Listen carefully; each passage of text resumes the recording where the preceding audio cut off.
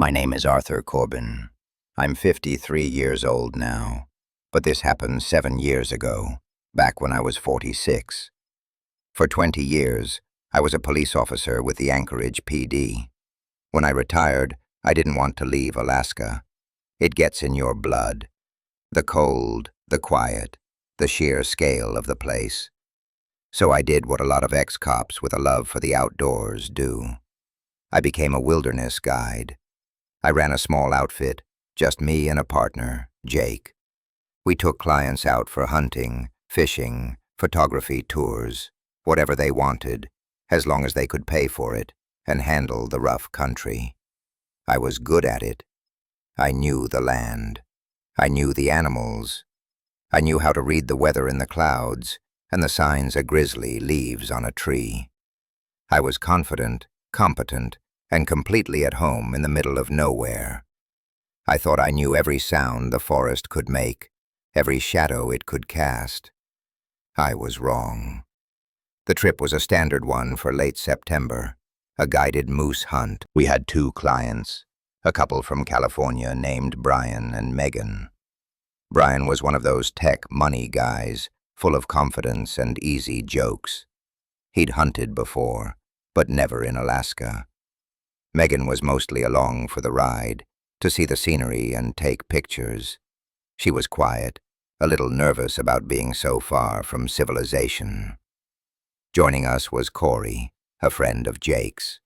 He was former Army, one of those quiet, hyper-competent guys you want around when things get serious.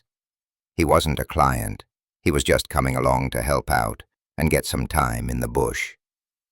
The 5 of us made for a pretty solid group. We had experience, firepower, and good sense. Or so I thought. We flew into a remote airstrip and then took my truck, a heavy-duty Ford F-250, another 40 miles down a winding, rutted logging road that hadn't seen a grader in a decade. The road ended at the cabin Jake and I had built a few years prior. It was our base of operations for this sector of the Chugach National Forest. It was sturdy, thick spruce logs, a metal roof, heavy shutters for the windows. It wasn't a luxury lodge, but it was warm, dry, and strong enough to keep a curious bear from getting any bright ideas. It sat in a small clearing, surrounded by a dense wall of spruce and birch, with a clear view of the creek about 100 yards to the south. It was as isolated as you can get. No cell service, no radio reception to speak of. Just us and a satellite phone for emergencies. That isolation was what our clients paid for. The silence. The feeling of being the only people on Earth. The first 2 days were perfect. The weather was crisp and clear. We saw a caribou herd, a bald eagle fishing the creek, and fresh moose tracks not half a mile from the cabin. Brian was in his element, cracking jokes and telling stories around the wood stove in the evening. Megan seemed to be relaxing, her camera always around her neck. Corey and Jake were their usual professional selves, tracking, scouting, and maintaining the gear. I felt that deep satisfaction that comes from a well-planned trip, going exactly as it should. The air was clean, the company was good, and the wilderness was behaving itself. It was the calm before the storm, though we had no idea. We were just 5 people in a box of wood, deep in a forest that was older and stranger than we could possibly comprehend. The first sign that something was wrong came on the 3rd night. It wasn't loud or dramatic. It was the opposite. It was the silence. I was woken up around 2 in the morning by nothing. That's the only way I can describe it. I've spent thousands of nights in the Alaskan bush, and there's always a background noise. The wind in the trees, the gurgle of the creek, the distant call of an owl, the rustle of some small creature in the underbrush. But that night, there was nothing. A dead, flat, absolute quiet. It was like the entire forest was holding its breath. The kind of silence that feels heavy, like a pressure against your eardrums. I lay there in my bunk, listening. My cop senses, the ones that had kept me alive on the streets of Anchorage for 2 decades, were screaming at me. Something was wrong. Something was outside. I slid out of my sleeping bag, grabbing the .44 Magnum I always kept on the small table beside my bunk. The floorboards were cold under my feet.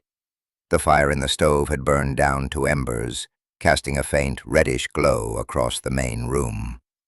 Jake, Corey, and Brian were asleep in their bunks. Megan was in the small, partitioned-off room at the back. No one else was stirring. I crept to the nearest window and pushed the heavy wooden shutter open, just a crack. The moon was nearly full, and the clearing was bathed in that pale, silvery light that makes everything look alien. The snow that had fallen a week prior was a smooth, unbroken blanket, except for our own tracks from the day. I scanned the tree line, my eyes tracing the dark, jagged edge of the forest. Nothing. No movement. No sound. But the feeling of being watched was overwhelming. It was a physical sensation, like a cold hand on the back of my neck. I stood there for a long time, maybe 10 minutes, my breath fogging the cold glass. The silence remained. It was a predator's silence, the silence of a hunter that doesn't want to be heard. Then I heard it, a single, heavy thump. It came from the direction of the creek, deep in the trees. It wasn't a gunshot. It wasn't a falling branch. It was a solid, resonant impact, like someone had swung a giant sledgehammer against a massive tree. A moment of silence, and then another thump, just as loud, from a slightly different position, further to the west. It was rhythmic, deliberate. I closed the shutter, my heart hammering against my ribs. I've heard bull moose smashing their antlers against trees during the rut. This wasn't that. This was heavier, more powerful, and it was methodical. I woke Jake. I didn't say much, just motioned for him to be quiet and listen. We stood there in the near darkness for another 5 minutes. The thumping had stopped. The oppressive silence had returned. "What is it?" he whispered, his hand on the shotgun he kept by his bed. "I don't know," I said. "Could be a moose, I guess. A big one." But we both knew it didn't feel right. A moose is an animal. It moves and acts like an animal. This felt different. It felt intelligent. It felt like a message. We agreed to take turns on watch for the rest of the night. Nothing else happened. Just that profound, unnatural quiet. But sleep didn't come easy after that. The next morning, the world seemed normal again. The sun was out, the birds were chirping, and the silence of the night felt like a bad dream. Brian was already up, making coffee and joking about the Alaskan silence, giving him the creeps. I didn't tell him or Megan what I'd heard. No sense in spooking the clients. But I talked to Corey and Jake while we were checking our gear outside. Corey had heard it too. He hadn't said anything, but he'd been awake, his hand on his rifle. "Sounded like someone knocking," he said, his face grim. "Big someone." We decided to check it out. Jake and I walked down toward the creek, rifles in hand. We found the first tree easily enough. It was a thick spruce, at least 3 feet in diameter. About 8 feet up the trunk, there was a fresh gouge in the bark, a deep, concave impression. The wood underneath was splintered. Whatever had hit it with incredible force. We looked for tracks, but the ground under the dense canopy was a mess of old pine needles and frozen earth. We found nothing clear. We found a second tree, about 50 yards west, with a similar mark. Again, no tracks. It was baffling. "Bear?" Jake asked, though his tone said he didn't believe it. "A bear would use its claws," I said, running my glove over the splintered wood. "This is blunt force. And 8 feet up? A grizzly would have to be standing on its hind legs. And even then, why? Why would it do this?" We had no answers. We tried to rationalize it. Maybe a falling rock from the ridge above, but there were no rocks nearby. Maybe some strange effect of the cold, a tree splitting internally. It all felt weak. We were grasping at straws, trying to fit what we'd seen into the world we understood. We went back to the cabin, the feeling of unease now a solid knot in my stomach. The forest no longer felt like home. It felt like someone else's territory, and we were trespassing. That day we went hunting as planned, but the atmosphere was different. We were all on edge. Every snap of a twig made us jump. The woods felt empty. We saw no game, not even a squirrel. It was as if every animal for miles had vanished. Brian tried to keep the mood light, but his jokes fell flat. Even he could feel it. The sense of being watched was constant now, a palpable presence that followed us through the trees. We cut the hunt short and headed back to the cabin before dusk, the long shadows of the afternoon feeling menacing. That evening, things escalated. We were cleaning the rifles on the main table when we heard it. A scream. It was high and piercing, a sound of pure agony, and it came from the north, not far from the cabin. It wasn't human. It was an animal, but a sound I'd never heard before. It was cut off abruptly. Silence fell again. We all froze, looking at each other. "What in God's name was that?" Megan whispered, her face pale. Ryan put a comforting arm around her. "Probably a rabbit getting snatched by an owl," he said, trying to sound confident. But it was no rabbit.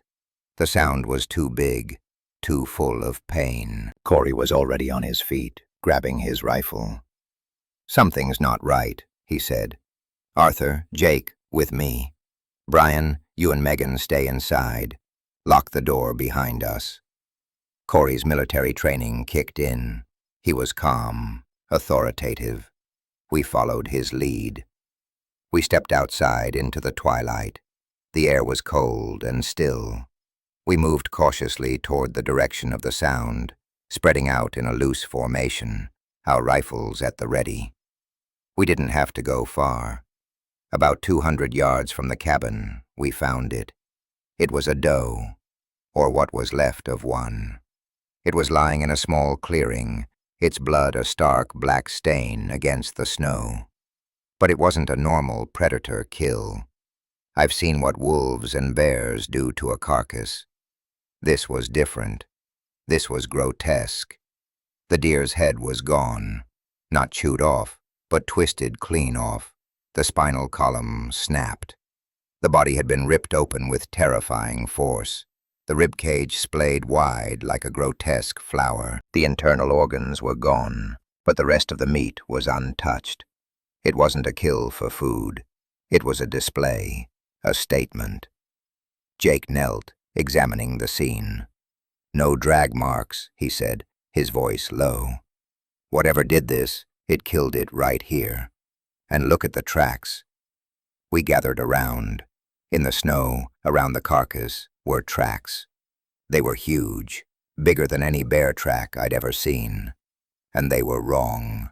They were canine, like a wolf's, but the size was impossible. Each print was as big as my spread hand. And there was something else. Mixed in with the canine prints were other, stranger tracks.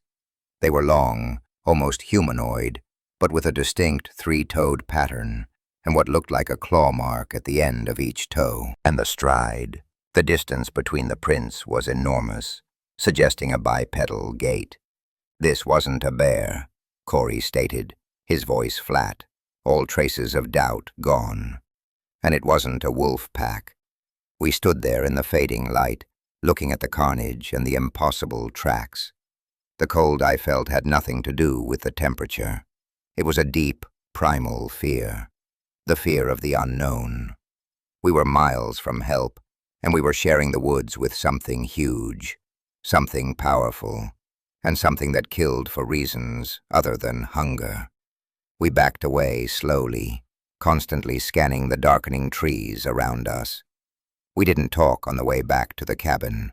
We didn't need to. We all understood. The hunt was over. Now, we were the ones being hunted. Back in the cabin, the mood was grim. We told Brian what we'd found, leaving out the goriest details for Megan's sake. We reinforced the door with a heavy table and made sure every shutter was securely barred.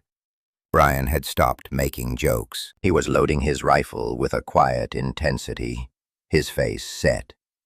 Megan was sitting on her bunk, wrapped in a blanket, her eyes wide with fear.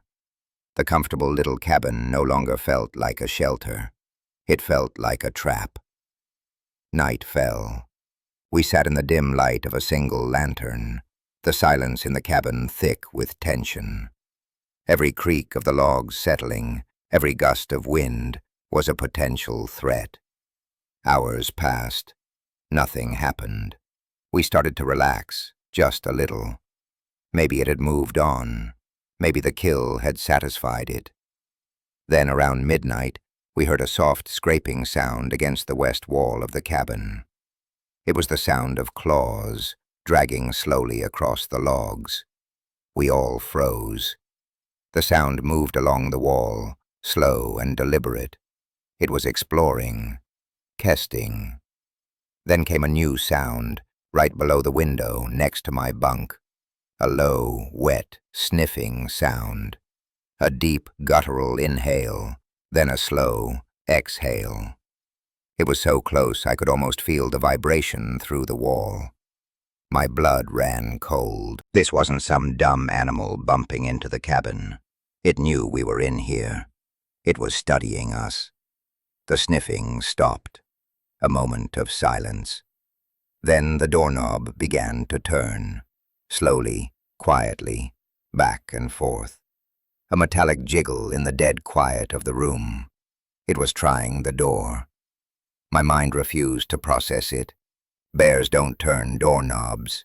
Wolves don't test locks. This was intelligent. It was a creature with hands, with reasoning ability. The terror of that realization was a physical blow. Megan let out a small, stifled sob. Brian moved to her side, whispering for her to be quiet. Corey motioned for us to take positions. He pointed to the windows, assigning one to each of us with a rifle. I moved to a shutter on the front wall, my .44 Magnum feeling hopelessly small. I peered through a small peephole we'd drilled for sighting game. I couldn't see anything at first, just the moonlit clearing. Then a shadow detached itself from the deeper shadows of the tree line. It stepped into the moonlight, and I saw it. It wasn't a full view, just a silhouette, but it was enough. It was massive, standing on two legs like a man, but it was no man. It was at least 7, maybe 8 feet tall. The shoulders were impossibly broad, wider than a doorway. The arms were long, hanging down almost to its knees. The legs were bent backward, like a dog's, but it stood upright with an unnatural ease. I couldn't make out the head clearly, but I could see the distinct shape of a long snout and pointed ears against the moonlight. It took a few steps, its gait fluid and predatory, a horrifying mix of human and animal.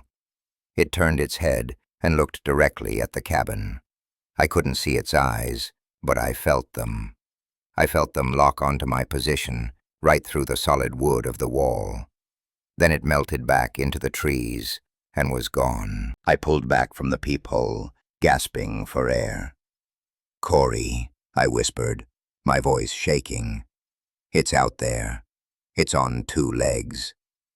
Jake, from his position, nodded grimly. I saw it too. "What the hell is that thing?" Before anyone could answer, the assault began. It wasn't subtle this time. A tremendous crash echoed from the back of the cabin as something slammed its full weight against the wall. The whole structure shuddered. The logs groaned. Another crash, and another.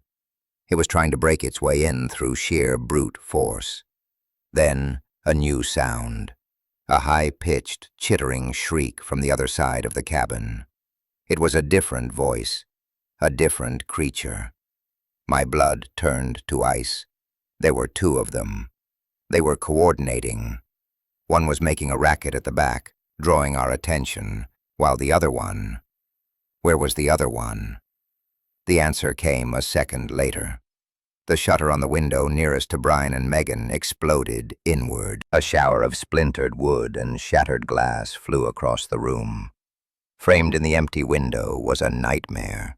A head, long and canine like a wolf's, but bigger than a bear's. Matted, dark fur. Lips curled back to reveal yellow fangs the size of my fingers. But the eyes were the worst part. They weren't animal eyes. They were intelligent, glowing with a faint, predatory yellow light. And they were filled with a terrifying, hateful malice. It heaved its massive shoulders through the window frame. Its body was a grotesque parody of a human form, a monstrous hybrid of man and wolf.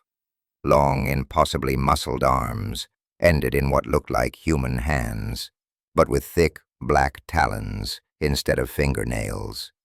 It was in the cabin.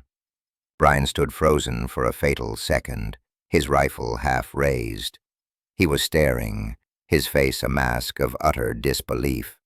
He couldn't process what he was seeing. That hesitation cost him his life. The creature lunged. It moved with a speed that was impossible for something so large. One long arm shot out, the claws extended. It caught Brian across the chest, and he was thrown backward like a rag doll. He didn't even scream.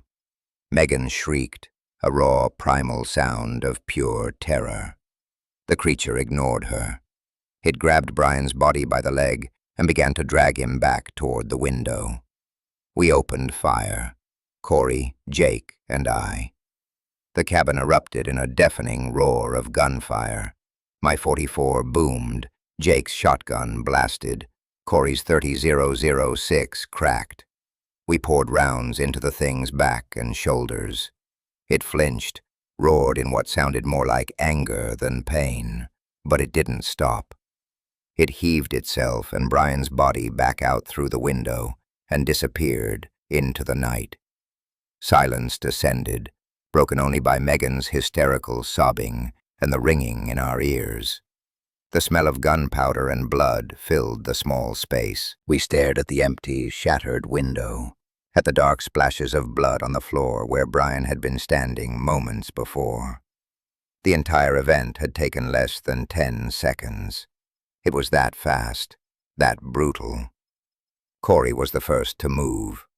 "Barricade that window, now!" he yelled, snapping us out of our shock. "Jake, get a table. Arthur, help me." We shoved the heavy oak table against the wall, covering the hole, but we knew it was a temporary fix at best. The creature at the back of the cabin renewed its assault, slamming against the logs with renewed fury. It was enraged. "It's playing with us," Corey said, reloading his rifle with steady hands, though his face was pale. The one at the back was a distraction. It wanted us looking that way so the other could get in. This is a coordinated hunt. His words confirmed my worst fear. We weren't dealing with a monster. We were dealing with intelligent, strategic predators, and we were the prey. The next hour was a blur of terror. The two creatures worked in tandem, circling the cabin, testing every wall, every window. They threw things at us. We heard heavy objects, rocks, logs, thudding against the walls and the metal roof. One of them climbed onto the roof, and we could hear its heavy footsteps, the scrape of its claws on the metal, right above our heads. It was a psychological attack, designed to break us. And it was working.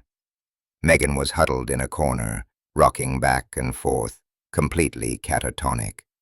Jake had a deep gash on his arm from the flying glass, and he was doing his best to bandage it while keeping his shotgun aimed at the broken window. I was at my peephole again, trying to get a clear shot. I saw one of them move through the clearing. It was the one that had come through the window, I thought. It was dragging Brian's body into the tree line. It moved with a sickening purpose. It stopped for a moment and looked back at the cabin. Our lantern light caught its eyes, and they glowed with that same hellish yellow light. Then it was gone. They had taken him. The one on the roof started tearing at the stovepipe, trying to rip it from its mooring. Chunks of soot and metal fell down into the stove. They were trying to find any weakness, any way in. Corey had a grim look on his face. "They're not going to stop," he said. "They won't stop until they get all of us. We can't stay here. We have to make a break for the truck." It was a suicide mission. The truck was a good 50 yards away, across the open clearing. We'd be completely exposed. But staying in the cabin was also a death sentence. The walls were thick, but they wouldn't hold forever. "When?" I asked. "Dawn," Corey said. "It's our only chance. Maybe the light will affect them. Maybe it will give us an edge." Dawn was still 3 hours away. 3 hours of listening to the monsters trying to tear our shelter apart around us. It was the longest 3 hours of my life. The attacks became more brazen. A log, sharpened to a crude point, was driven through one of the shutters, narrowly missing Jake's head. They were using tools. The thought was sickening. The creature at the back slammed against the door, and we heard the heavy bar we'd placed across it splinter. It was starting to give way. "We're not going to make it to dawn," Jake said, his voice strained. "That door's going to go any minute." Corey looked around the cabin, his eyes calculating. He looked at Megan, who was still unresponsive. He looked at Jake's bleeding arm. He looked at me. A decision formed on his face. "New plan," he said, his voice hard. "We go now. We make them react to us, on our terms." The plan was desperate. Corey had a flare gun in his pack. He would go out the front door first. He'd fire the flare straight at the tree line, hoping to blind or disorient at least one of them. In that moment of confusion, Jake and I were to get Megan out, then into the truck. Corey would provide covering fire. It was a classic military maneuver: create a diversion, suppress the enemy, and evacuate the asset. Except our enemy was something out of a nightmare, and the asset was a terrified woman we had to half carry. "It's the only way," Corey said, cutting off any argument. He handed me 2 extra magazines for my pistol. "Arthur, you drive. Don't stop for anything. You get them out. That's an order." He looked at me, and I saw in his eyes that he didn't expect to make it to the truck. He was buying us time. He was sacrificing himself. There was no time to argue. The back door was groaning, the wood splintering. We moved to the front door. Jake and I got on either side of Megan, ready to lift her. Corey stood at the door, flare gun in one hand, rifle in the other. He took a deep breath. "On my count," he said. 3, 2, 1, go! He threw the door open and launched himself outside. A split second later, the clearing was lit up by an intense burning red light as the flare shot into the night sky. A hideous, enraged howl tore through the air from the side of the cabin. "Go! Go now!" Corey screamed. Jake and I hauled Megan to her feet and half-dragged, half-carried her out into the cold night. The scene was chaos. The red light of the flare cast long, dancing shadows. I saw one of the creatures recoiling from the light, shielding its eyes with a long, clawed hand. It was enormous, even more terrifying up close. Corey was already firing, his rifle barking, sending rounds into the thing's chest. It staggered back, roaring in fury. We were halfway to the truck when the second one came. It charged out of the trees from the other side of the clearing, a black shape of impossible speed. It was heading straight for Corey. "Get to the truck!" he yelled. turning his fire on the new threat. I saw the creature leap, covering 20 feet in a single bound. It landed on Corey, and they both went down in a tangle of limbs and fury. I heard Corey scream, a sound that was cut short. I heard the sickening crunch of bone. We made it to the truck. I fumbled with the keys, my hands shaking so badly I could barely fit the key in the ignition. Jake shoved Megan into the back seat and climbed into the passenger side, his shotgun leveled at the clearing. "Drive, Art! For God's sake, drive!" he yelled. The engine turned over, roared to life. I slammed the truck into gear and stomped on the gas. The tires spun in the snow, then caught. We lurched forward. I didn't look back. I couldn't. I just drove. I aimed the truck at the narrow opening of the logging road and prayed. As we passed the spot where Corey had fallen, something slammed into the passenger side of the truck. A huge, dark shape. The passenger window exploded inward, showering Jake with glass. A clawed hand reached in, swiping at him. He fired the shotgun point blank into the creature's face. The thing shrieked, a sound that vibrated through the truck's frame, and fell away. But it wasn't done. I looked in the rearview mirror and saw it getting to its feet. It was missing half its face from the shotgun blast, a mess of blood and bone, but it was still coming. It started running after us, and it was keeping up. The truck was fishtailing on the icy road, the trees a blur on either side. I had the pedal floored. I glanced at the speedometer. We were doing 40, maybe 45. And when I looked in the side mirror, it was still there, running alongside us, its one good eye glowing with hate. It lunged again, its claws screeching down the side of the truck, carrying a long gouge in the metal of the door. I swerved hard, clipping a tree with the front bumper. The impact sent the creature stumbling. It fell back, rolling in the snow. I didn't slow down. I kept my foot pressed to the floor, my eyes locked on the road ahead. I drove like a madman for what felt like an eternity, expecting at any moment to see it appear in front of us or come crashing through the back window. But it didn't. After a few miles, I dared to look back. The road behind us was empty. We were alone. We didn't stop until we hit the main highway. Another hour of frantic driving later. The sun was just starting to rise, painting the sky in pale shades of pink and orange. It felt like a cruel joke. Such a beautiful, peaceful dawn after a night of absolute hell. Jake was bleeding from a dozen cuts from the glass. Megan was still silent in the back, staring into space. I pulled the truck over to the side of the road, and for the first time since the attack began, I let myself break. I put my head on the steering wheel and sobbed. The first people we saw were a pair of state troopers at a gas station about 30 miles down the highway. They saw the state of the truck, the shattered windows, the claw marks, the blood. They saw the state of us. They separated us immediately. I tried to tell my story to a young trooper who looked like he was barely out of his teens. I told him everything. The sounds, the tracks, the creatures, the attack. I told him about Brian and Corey.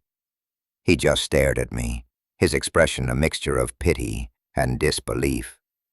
He wrote it all down in his little notebook, but I could see in his eyes he didn't believe a word of it. They took us to the nearest clinic. Jake and Megan were treated. I was questioned for hours. More troopers arrived, then someone from Fish and Game. I told the story again and again. They kept asking the same questions. How much had you been drinking, Mr. Corbin? Are you sure it wasn't a bear? A grizzly can get pretty big. Maybe a group of bears? Sometimes they get territorial. It was maddening. I was a retired cop. I knew how to give a statement. I was a trained observer. But they looked at me like I was crazy. The official story came out a week later. A tragic hunting accident. A rogue grizzly bear, unusually large and aggressive, had attacked the cabin.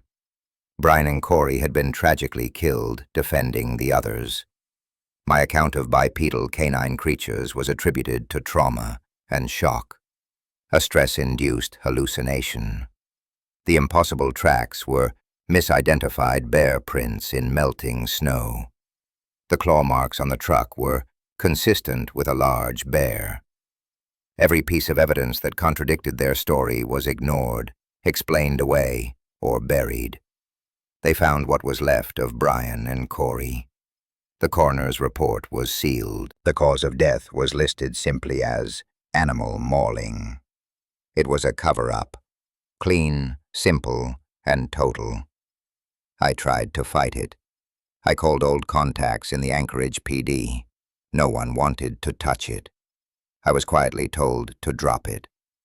That's when an old-timer, a sergeant named McAllister, who I'd known for years, took me for a coffee.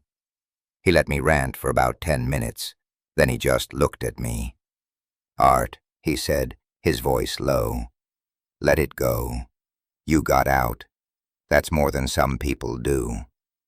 "What are you talking about?" I asked. He sighed, stirring his coffee. "That valley you were in. It has a history. Every few years someone goes in and doesn't come out. Or they come out like you, raving about monsters. We had a case back in the 90s. A whole family in a camper van. Disappeared.